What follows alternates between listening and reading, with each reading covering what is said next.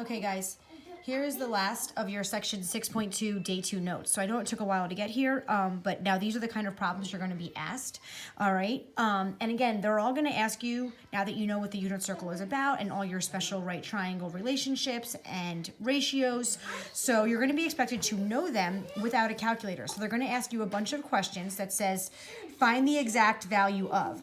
So if they ask you to take the sine of 300 degrees. Well, again, I hope you guys realize that when you take the sine of an angle, the answer is a ratio. Now, they're only going to ask you to find the sine, cosine, or tangent of special angles, angles that are multiples of 30, 60, 45, and your quadrantals, because those are the ones that have those special side length relationships that we're going to be able to memorize. All right, so like I said, you can either have your unit circle handy, or you can have these triangles handy, and all students take calculus to help you figure out if your answer is positive or negative. So I'm going to show you how I do the questions, and you guys can decide what you want to do. So if they asked you to find the sine of 300 degrees, well then you can go to your unit circle, look for where an angle of 300 degrees lands, which is right there. The sine will be his y-coordinate. So the answer to that question is negative root 3 over 2.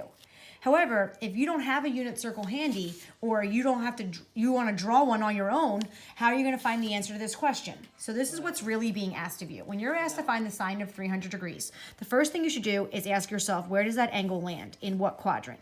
So draw an angle of 300 degrees. So 300 degrees rotates all the way to there. Clearly, 300 degrees doesn't fit inside of a right triangle, so how are you taking the sine of it? Well, remember, we redefined the trig ratios to be represented by x, y coordinates, and a radius. But look, we can even make it simpler. So the sine of 300 degrees, right? It lands in quadrant 4. Who is the reference angle to 300 degrees, right? Who is the leftover angle between your angle and the x-axis? The reference angle is, well, if this is 300, and this is 360 degrees, then the reference angle is 60. So what you're really being asked to find is the sine of a 60-degree angle, because again, he's the one who's going to fit inside of that right triangle. You're asked to find the sine of a 60-degree angle, but he landed in quadrant 4. So now, what is the sine of a 60-degree angle? If you know your right triangles, you know the sine of a 60-degree angle is opposite over hypotenuse root 3 over 2. So the answer is definitely root 3 over 2. But is your ratio positive or negative? Well, think about it. Your angle landed in quadrant 4. So what is the sine of an angle supposed to be in quadrant 4? Well, according to all students take calculus, only the cosine gets you a positive ratio, so the sine ratio should be negative. Guys, also think the sine of an angle is represented by the y-coordinate. What is the y-coordinate of a point in quadrant 4? It's negative. So the answer should be a negative ratio. And that's what you're asked to do. You're asked to find that ratio. So again, whether you use the unit circle or you do it this way, you're going to get the right answer. So let's do some easier ones first, because then they're going to ask you to find them in radians, and then you have to know where radians land. So if they asked you to find, guys, real simple. What if they asked you to find the exact value of the sine of 30 degrees? What's the sine of 30 degrees? Well, I hope everybody can kind of memorize that one. The sine of 30 degrees opposite over hypotenuse is 1/2. The sine of a 30 is 1/2. And since it's in quadrant 1, you don't have anything to worry about. All trig ratios are positive for angles that land in quadrant 1, right? Because all of the x and y coordinates are positive in quadrant 1. All right, what if they asked you, what is the cosine of 120 degrees? Okay, well, the cosine of 120 degrees, you can either go to your unit circle and look at where 120 degrees landed, and the x-coordinate at that angle when it meets the circle is going to represent the cosine. It's negative 1/2. That's the answer to that question. But what if you don't have a unit circle? Then you should do this. Where does 120 degrees land? In what quadrant? It lands in quadrant 2. So now, who is the reference angle to a 120 degree angle? If this is 120 degrees and this is 180, then your reference angle is 60. So you're being asked to find the cosine of a 60-degree angle that landed in quadrant 2.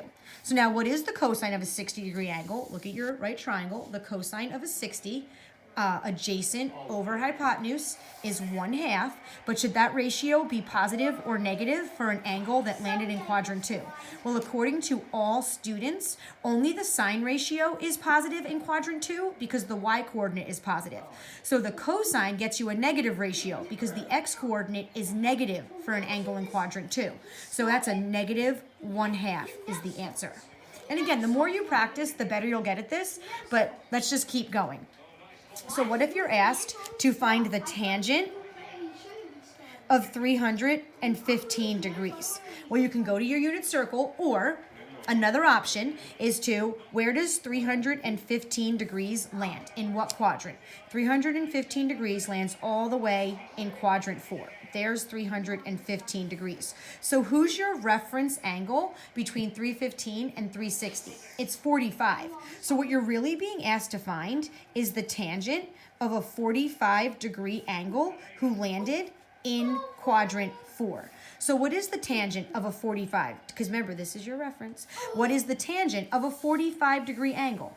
Well, if you go to your 45, 45, 90, the tangent of a 45, I'm going to go off this one, opposite over adjacent is 1/1, it's 1. But what should the sine of a tangent ratio be for an angle that landed in quadrant 1? Should it be a positive ratio or a negative ratio? Well, according to all students take calculus, only the cosine gets you a positive ratio for an angle in quadrant 4. So that means the tangent ratio is negative. And it should be, because the x-coordinate is positive and the y-coordinate is negative for points in quadrant 4. So when you put a negative y over a positive x, it's going to get you a negative ratio. All right, what if they asked you, what's the cosine of 210 degrees? The cosine of 210 degrees. Well, you could go to your unit circle, or you could say, what's the cosine of 210 degrees? Well, what quadrant does 210 degrees land in? It lands in quadrant 3. So there's 210 degrees. So who's your reference angle right here between 210 and 180? The reference angle is 30. So what you're really being asked to do is find the cosine of a 30-degree angle who landed in quadrant 3. So what is the cosine of a 30? Well, cosine 30 is adjacent over hypotenuse, so that's √3 over 2. And then what should the ratio for the cosine function be for an angle that landed in quadrant 3? All students take says that only the tangent ratio is positive, which means the cosine of any angle in quadrant 3 is negative. And that's negative √3 over 2.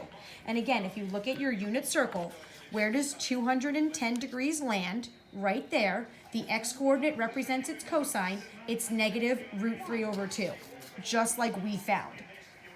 Okay, well, what if they asked you, what is the sine of 270 degrees? Well, what's the sine of 270? Well, where does 270 degrees land? It actually lands right there on the negative y-axis. So what ordered pair is that on the unit circle? 1 straight down. That would be the ordered pair 0, -1. So on the unit circle, the sine of an angle is represented by the y-coordinate. So what is the y-coordinate at 270 degrees? It's -1. So the sine of 270 degrees, that ratio is -1. So I like my quadrantals because I know I'm just using my zeros and ones and negative ones. All right, what if they asked you, what is the cosine of 0 degrees?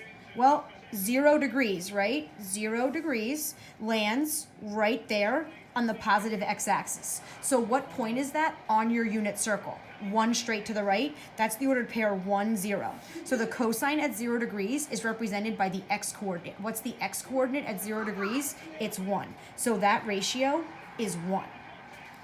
Okay, now again, they can even ask you negative angles. What if they asked you, what's the sine of negative 225 degrees? Well, where does negative 225 degrees land? Right, negative 225, now you gotta rotate this way, is all the way in quadrant 2. That's where negative 225 degrees would land.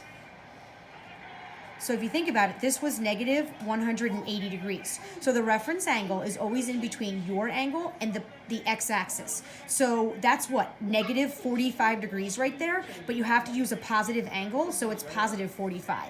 So what you're really being asked to do is to take the sine of a 45-degree angle that landed in quadrant 2. So what's the sine of a 45-degree angle? So if you look at your 45, 45, 90, the sine of a 45, O over H is 1 over root 2, which cleans up to root 2 over 2.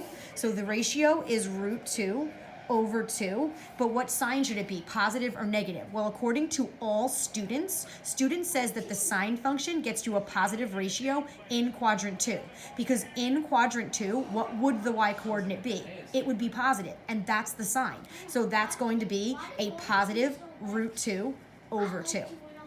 All right, look at number 9. What if they asked you, all right, let's switch to some radians now. What if they asked you, what's the tangent of pi radians? Well, again, radians is just an angle, so it's going to land somewhere in a quadrant, and it's going to have a reference of 30, 60, or 45, or it's going to land right on one of your quadrantals, right on one of your axes. So the tangent of pi radians, well, where does pi radians land? Pi radians is 180 degrees. So that's going to land right there at that point. That's pi radians. So what point is that on your unit circle? 1 straight to the left. That's negative 1, 0. The tangent, by the way we have defined it, is the y coordinate over the x coordinate. So what's 0 over negative 1? That's 0. So the tangent at pi radians is 0. Okay? All right, let me do a few more in radians. I'm just going to switch to a piece of paper now. The back of your notes, I actually do on a different video, so I'm just going to keep going with these ones. Okay? All right. So now, what if they asked you, what is the cosine of 7 pi over 6 radians?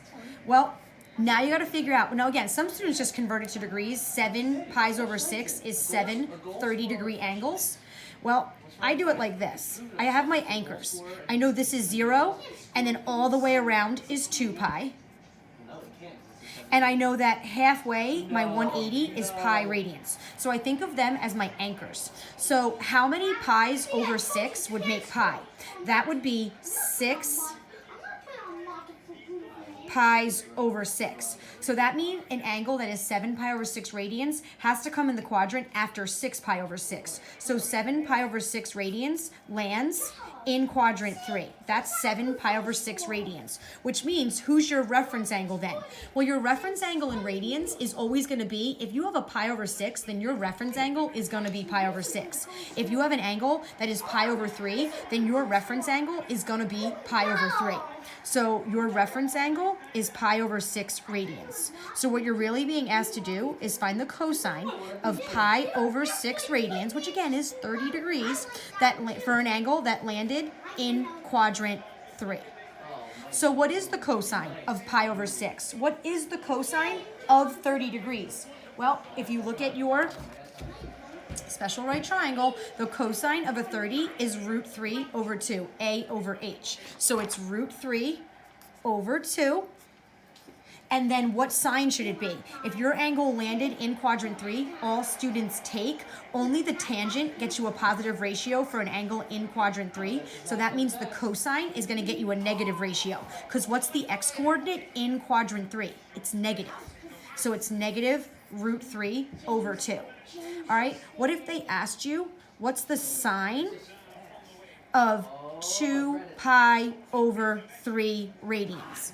Okay, well, ask yourself where 2 pi over 3 radians lands. Well, again, I use my anchors. This is 0 or 2 pi, and then this is pi radians. So how many pi's over 3 make pi? That's 3 pi over 3. And then you can even ask yourself, well, how many pi's over 3? Oh, I'm not on the screen. I'm sorry. How many pi's over 3 make 2 pi? That would be 6 pi over 3. So guess what? 5 pi over 3 radians falls in this quadrant.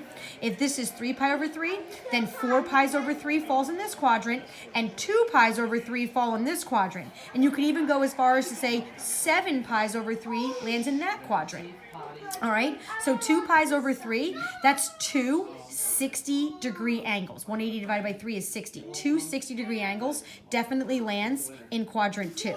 So that's 2 pi over 3 radians. So what's your reference angle? Your reference angle is 1 pi over 3. So what you're really being asked to do is to find the sine of pi over 3 radians, but it landed in quadrant 2. So what's the sine of pi over 3 radians? What's the sine of a 60-degree angle?